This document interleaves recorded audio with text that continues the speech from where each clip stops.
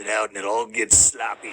It is my opinion that you do not really understand the concept of banking. All the banks are broke. Bank Santander, Deutsche Bank, Royal Bank of Scotland, they're all broke. And why are they broke? It isn't an act of God. It isn't some sort of tsunami. They're broke because we have a system called fractional reserve banking, which means that banks can lend money that they don't actually have. It's a criminal scandal, and it's been going on for too long. And most of the problem starts in politics and central banks, which are part of the same political system. We have counterfeiting, sometimes called quantitative easing, but counterfeiting by any other name. The artificial printing of money, which if any ordinary person did, they'd go to prison for a very long time. And yet governments and central banks do it all the time. Central banks repress the amount of interest that rates are, so we don't have the real cost of money. And yet we blame the real retail banks for manipulating LIBOR. The sheer effrontery of this is quite astonishing. It's central banks that manipulate interest rates, Commissioner. And plus, underneath all this, we talk loosely, in a rather cavalier fashion, do we not, about deposit guarantees. So when banks go broke through their own incompetence and chicanery, the taxpayer picks up the tab. It's theft from the taxpayer. We talk about Bitcoin being digital money, but money decomposes in the modern world into high frequency and low frequency money. One form of money is medium of exchange, and the peso and the dollar and the euro are mediums of exchange. But another form of money is store of value. So the portion of money that you intend to hold for more than a few months or a few years would be the store of value, and that's capital. You have capital and you have currency. If you go to Argentina and you need to buy an ice cream,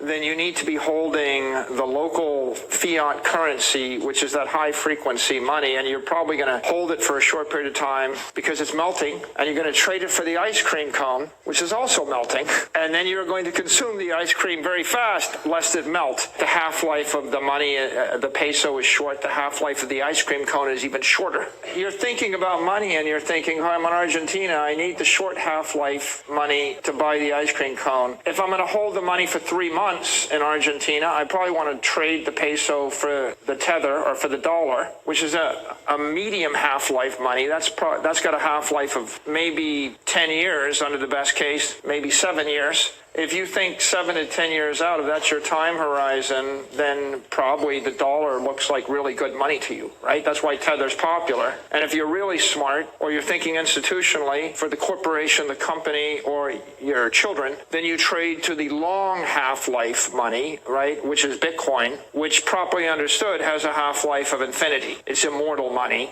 versus money that lasts for 10 years.